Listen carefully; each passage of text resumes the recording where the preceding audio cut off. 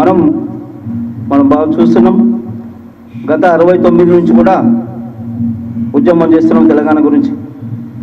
ఆ తెలంగాణలో ఎక్కడ లోపం ఉంది, ఎవరి దగ్గర లోపం ఉంది, ఆత్మహత్యలు చేసుకున్న వాళ్ళ దగ్గర లోపం ఉందా, తెలంగాణ అడిగే వాళ్ళ దగ్గర లోపం ఉందా, ఎవరి దగ్గర లోపం ఉంది అనేది ఒక్కసారి మనం ఆలోచించుకుంటే బాగుంటుంది. ఈ తెలంగాణకి ఎవరు ద్రోహులు అంటే తెలంగాణ వాళ్ళే ద్రోహులు. తెలంగాణకు ద్రోహం చేసే వాళ్ళు తెలంగాణ వాడే.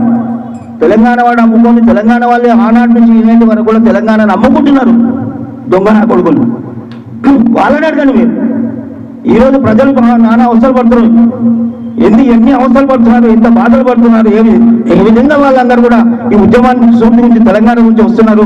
బాధపడి తిండి లేకపోయినా, భోజనం లేకపోయినా, నీళ్లు లేకపోయినా గంటల కమానం కూర్చొని రోజంతా కూర్చొని ఈ తెలంగాణ గురించి శ్రమ పడుతుంటే ఆ శ్రమను దోసుకపోతున్నారు ఈ తెలంగాణ దోహులు, తెలంగాణ దొంగలు మాత్రం అని చెప్తున్నారు. ఎవరో కాదు, తెలంగాణ వాడే తెలంగాణ వాడికి దుష్మన్, తెలంగాణ వాడే తెలంగాణ వాళ్ళకి దొంగ, తెలంగాణ వాళ్ళు మోసం చేసేవాడు తెలంగాణ.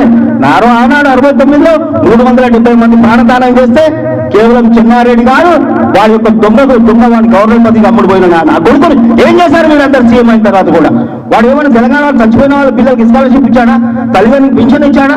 పోనీ వాళ్ళు అక్కడ ఉన్న పబ్లికాడు ఎదురు తెలంగాణ మాత్రం సీఎం పోయిన వాడు పేరైనా పెట్టాడా? పెట్టలేదు. 2 సార్లు ముఖ్యమంత్రి నా నీచుడు కమ్మిన కానీ ఏ విధంగా వాడి కుటుంబాన్ని ఈరోజు ఇంతవరకు వాడు పోషించుకొచ్చింది గవర్నమెంట్. వాడు చచ్చిపోతే దండలేస్తారు, వాడు బతుకు రోజు దండలేస్తారు, వాడి కుటుంబం అంతా ఈ రోజు కూడా గవర్నమెంట్ తిండి తీసుకొని 100 గదులు కట్టుకుంటే వాడిని అడిగేవాడు ఎవరు లేడు. మరి ఎక్కడ మీ మోసం మొత్తం? ఈనాడు సహాయ రకాల ఉద్యమం చేశాం ఆనాడు నుంచి ఈనాడు సమ్మె చేశాం, అది కూడా చేశాం. కానీ ఏవైతే ఉద్యోగులకి ఎంతైతే రోషం ఉందో, ఉద్యోగులకి ఎంత త్యాగం ఉందో, ఒక చెప్రాసుకున్నంత రేషం ఈనాడు తెలంగాణ నా కొడుకులు ఎమ్మెల్యేలకు లేదు, ఎంపీలకు లేదు. సిగ్గులేని నా కొడుకులు సావండి రా, మీరు సావండి అయితే వాళ్ళని చెప్పండి మీరు చేతనైతే, మాకు కాదు.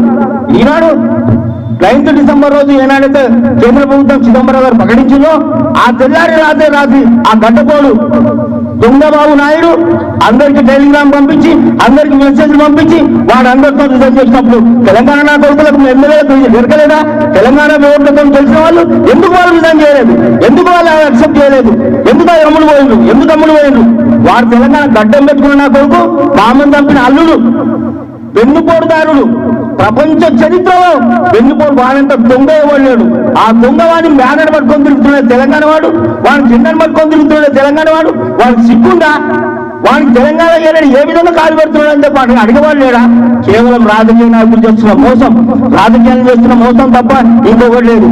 అయితే దిశ అనేది కూడా నిందించే ఒక నాయకుడు సరిగ్గా లేడు. గద్దారణగా చెప్తున్నారు మన వానను మనం రక్షించుకోవాలి. విమలక్క చెప్తుంది మన తెలంగాణ మనం వచ్చే వాళ్ళకి ఎవరు పోటీ చేయొద్దు. ఈ కరెక్ట్ పాయింట్స్. మరి తత్వ వాళ్ళు ఏం చేస్తున్నారు?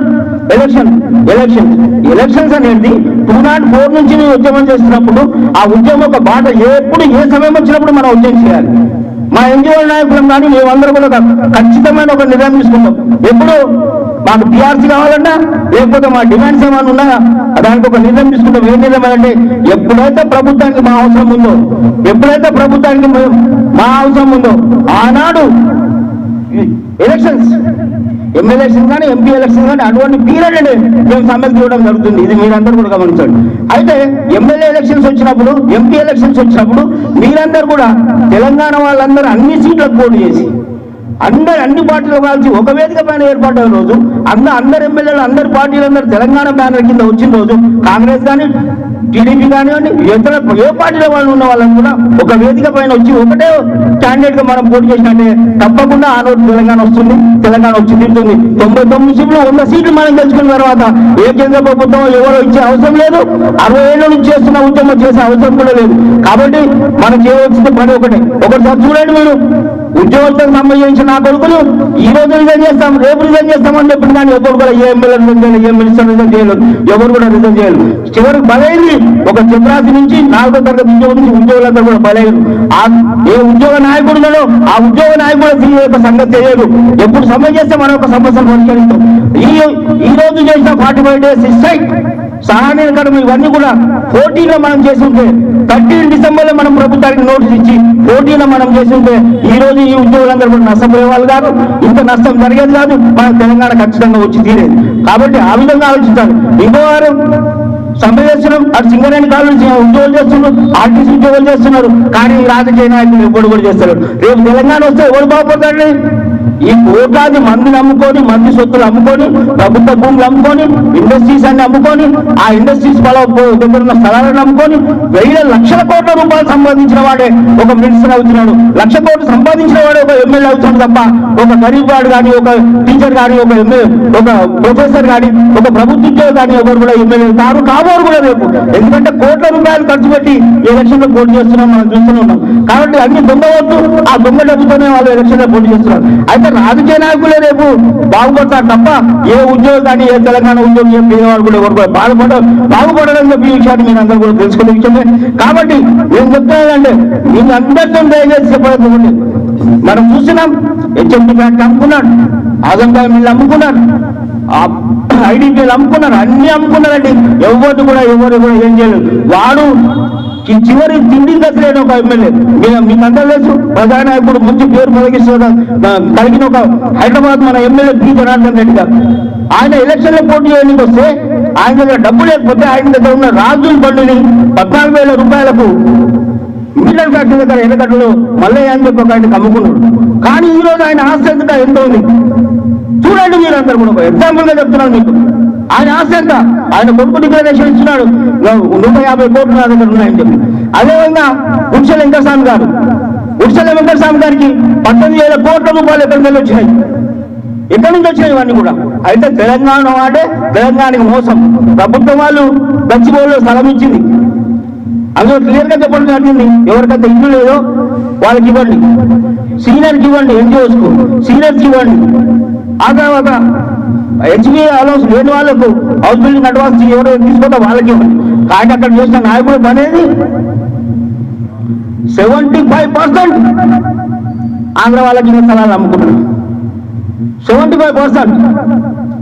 ఆ తర్వాత మిగిలిన కూడా ఆంధ్ర వాళ్ళకి అమ్ముకున్నారు. వాటర్ బోర్డు, ఎలక్ట్రిసిటీ బోర్డు ఎవరికి పడితే వాళ్ళు అమ్ముకున్నా. ఏ ప్రభుత్వం కూడా ఏం పట్టించుకోలేదు. ఎందుకంటే ప్రభుత్వంలో పాలించిన వాళ్ళే దొంగలు. అటు ఐఏఎస్ ఆఫీసర్ నుంచి ఎమ్మెల్యే వరకు, మినిస్టర్ వరకు, చీఫ్ మినిస్టర్ వరకు అందరూ కూడా దొంగల లిస్టులో పేరు వచ్చిన తర్వాత ఎవరిని చెప్పుకుంటామండి? ఎక్కడ పోతాం? దీనికంతా ఒకటే, ఏదో వాళ్ళ ఆర్థిక మూలాలంతా తయారు చేయమన్నారు. ఓకే, మేము 10 మంది పోతాం, వాళ్ళ ఆర్థిక మూలాలు వాళ్ళ రోడ్ వేస్తున్నాను, అక్కడ పోయి బుల్డోజర్ పేల్చి వేస్తాం, ఏదో చేసేస్తాం. తర్వాత తీసుకుపోయి వాడిని జైలు వేస్తాం.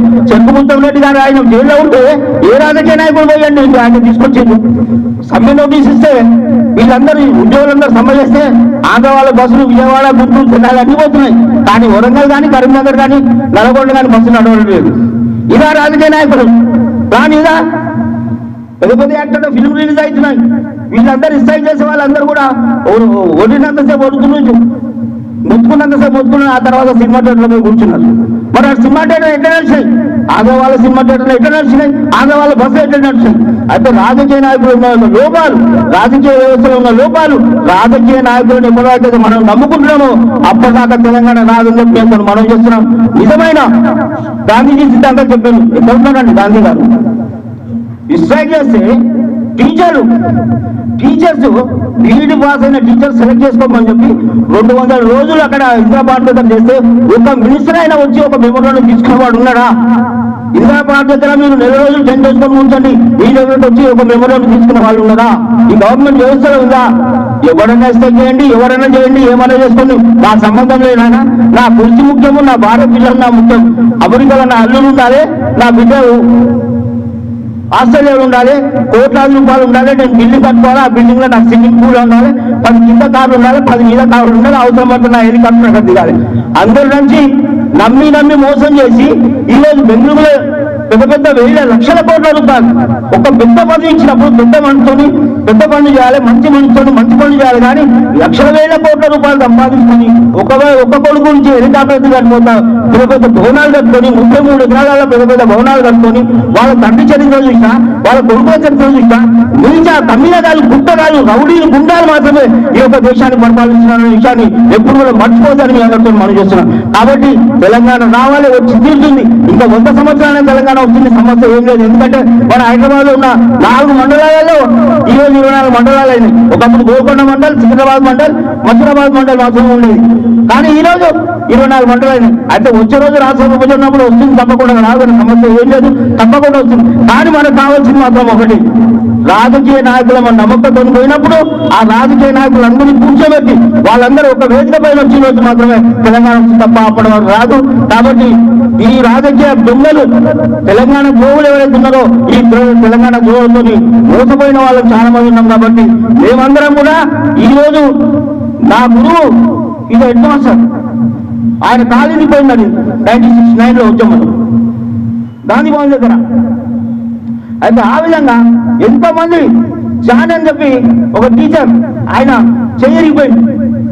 ఈ విధంగా ఎంతో మంది కండక్టర్ నర్సయ్య అని చెప్పి ఆయనను కొడితే ఈ చేయరిగిపోయింది.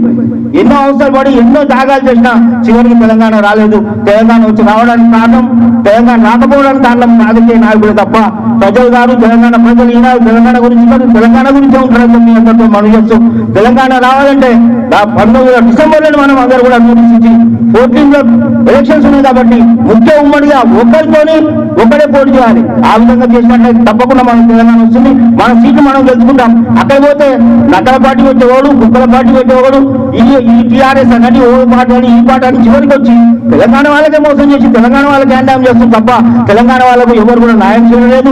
కాబట్టి మీ అందరితో దయచేస్తున్నా, మీరు ఒకరు పోయి 10 మంది చెప్పండి, ఆ 10 మంది పోయి ఇంకో 10 మంది చెప్తారు. ఆ విధంగా మనం అందరూ కూడా ఒక 1000 మందిని దాఖలు చేసి నా బాధ్యతగా నేను ఈ పని చేస్తాను, నా బాధ్యత ఈ పని చేస్తామని చెప్పి మనం తెలంగాణ గురించి పోట్లాడి ఈ రోజు ఒకప్పుడు మీరు అందరూ చూస్తారు, మీ పెద్ద పెద్ద ఇళ్ళలో అందరూ కూడా బాగా స్కూల్ పోతుంటే పిల్లవాడు daddy daddy bye bye tata అనేవాళ్ళు. కానీ ఈ రోజు మీరు కొన్ని పల్లెటూళ్ళలో చూడండి, అక్కడ పోతే వాళ్ళు ఏంటంటారు, మమ్మీ జై తెలంగాణ. 2 ఏళ్ల పిల్లవాడు 3 ఏళ్ల పిల్లవాడు కూడా స్కూల్ పోతుంటే మమ్మీ జై తెలంగాణ. ఆ విధంగా సూర్తి ఇంతవరకు వచ్చింది. తెలంగాణ ఒక దీక్ష పట్టుదల మనకి ఈ విధంగా వచ్చింది. కాబట్టి మనం ఖచ్చితంగా తెలంగాణ సాధించుకోవాలంటే ముందు తెలంగాణ ద్రోహులను తెలంగాణకి ద్రోహం ఎవరైనా చేస్తున్నారో వాళ్ళ భర్త పట్టవలసిన అవసరం ఉంది. సమయాన్ని అనుసరించగానే మాత్రం మనం తప్పకుండా తెలంగాణ ఉంచుకోవాలి. అప్పటి వరకు మనం ఈ ఉద్యమాన్ని నాపకుండా బ్యాచ్లు ధర్నా కానివ్వండి, డెమాన్స్ట్రేషన్ కానివ్వండి, రంజావు డెమాన్స్ట్రేషన్ కానీ ఆ విధంగా ఏదో ఒక ప్రోగ్రామ్స్ మనం ఇచ్చుకుంటూ పోవాలి. ఇచ్చుకుంటూ పోయిన తర్వాత 1913 ఈ సంవత్సరం నుంచి మనం ఉద్యమాన్ని తీసినట్లయితే నెక్స్ట్ ఇయర్ 14 జూన్లో కానీ మే జూన్ జూలైలో కానీ ఎలక్షన్స్ ఉంటాయి. కాబట్టి అప్పుడు అన్ని సీట్లు మనం గెలుచుకున్నట్లయితే తప్పకుండా వస్తుంది. కాబట్టి తెలంగాణ వస్తుంది. కాబట్టి మీ అందరూ నేను మనవి చేస్తున్నాను. కాబట్టి దయచేసి నేను